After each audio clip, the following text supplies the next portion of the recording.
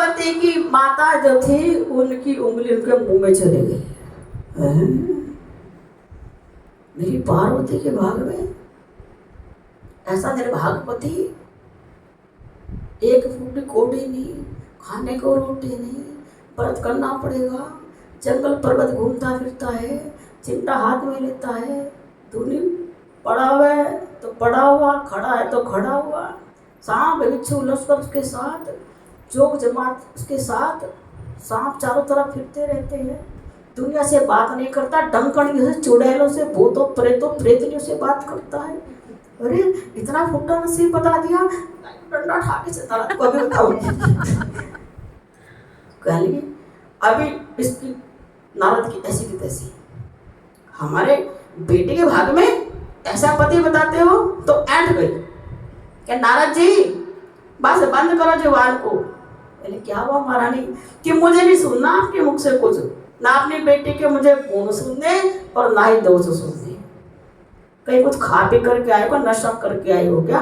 कि नहीं नहीं, मैं नशा क्यों करूंगा, मैं तो केवल आपकी पुत्री की मस्तिष्क रेखा में जो कुछ भी लिखा है भूत भविष्य वर्तमान वो सारा का सारा बता रहा हूँ।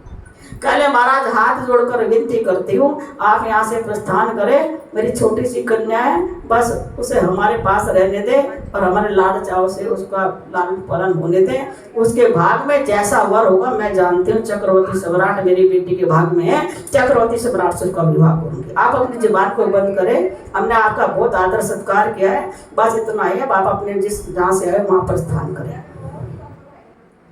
नारद की बात सुनी मैना को दुख भारी, राजा को भी सोच हुआ और सुग्रीव को मारी। पार्वती माता सारी बात सुन करके जो जो चरित्र चित्रण वर्णन किया तो पूर्व जन्म की स्मृति उनके दिमाग में भगवान महादेव का सारा चित्र खींच गया। चारों तरफ उनके सांप फिरते थे, माता भवानी वहाँ पहाड़ों पर रहती थी सती के रूप में, सब कुछ देखा हुआ है। भगवान कितने मस्त रहते हैं, उनका डमरू कैसे उनका डमडम बोलता है, कैसे वो चिमटा बजा करके मस्त होते हैं, क्या सारे भूत प्रेत चुड़ैल डाकनी शाकनी पिशाचनी जब नृत्य करते हैं, भगवान कितने मस्त होकर के उनके साथ नृत्य करते हैं, भगवान कितने मस्त रहते हैं। भगवान के जटाओं में गंगा है, भगवान के गले में सर्प है, भगवान नंग धड़ंग रहते हैं, कभी दिगंबर हो जाते हैं, कभी बागंबर पहन लेते हैं, भगवान तो अपनी मस्ती में रहते हैं, उन्हें किसी माया की जरूरत नहीं। तो पार्वती के मन में वो स्मृति सारी और ऐसे चित्र नारद जी ने जान के खींचा था एक एक बात, ताकि भवानी का मन भगवान शंकर से जुड़ जाए। उनका मन नहीं था उनके माँ बाप को मन दुखी करे, पर एक काम से जब दो निशाने सदते हैं तो वो काम जरूर करना चाहिए। एक निशाना सदा कि माँ बाप को पहले उनकी हकीकत पता चल गई, दूसरा निशाना सदा कि माता भगवती के दिमाग में उनका पूरा चित्र बैठ गया। सखियों को भी सोच हुआ, नैनों से निर्भये और नृप का सिर चकराया, नारद ना झूठ कहे।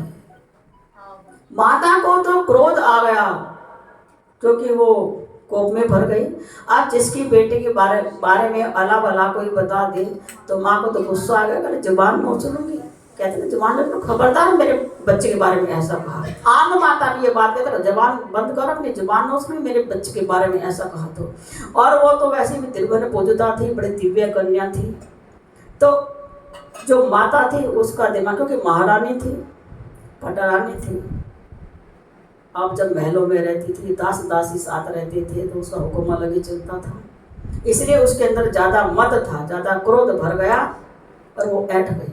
लेकिन राजा ने सोचा जो बात कही है वो बात तो सही होगी, क्योंकि संसार अलट पलट जाए, सूर्य से भले बर्फ की बौछार हो और चंद्रमा से भले अग्नि की बौछार हो और धरती चाहे आसमान में चला, आसमान चाहे नीचे चला जाए, पर नारद की बात कभी झूठी नहीं हो सकती। लेकिन क्रोध नहीं किया, सिर चक्कर आ गया, ये क्या बता दिया, मेरी दो निहाल बेटी के बारे में क्या बता रहे हैं।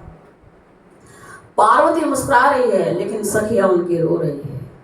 तो नारद की वाणी को सुन के उमा को बहुत सुख हुआ और उनके माँ बाप को अतिशय दुख हुआ।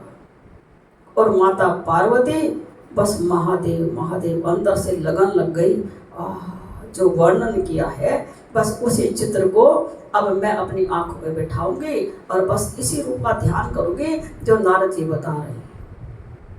अभी प्रेम छिपाऊंगी और जाप करूंगी उनका, मन में संदेह भारी, कैसे दर्श होगा उनका। अभी उनके मन में मंथन चल पड़ा। ये जो चित्र बताया है बड़ा विचित्र चित्र है, मेरे मन को भा गया। ऐसा वर्णन सुन करके अपनी होने वाले पति का मेरा तो मन कर रहा है अभी भाग जाऊं, वही चले जाऊं, उनके दर्शन कर लूं। अंदर दिल उछाले लेने लगा, लेकिन हृदय में धीर धरा। सखियन संग बैठ गई पर माता ना धीर धरे, नारद पे ऐठ गई। नारद पे क्रोध करने लगी। ये हंसी ठिठोली छोड़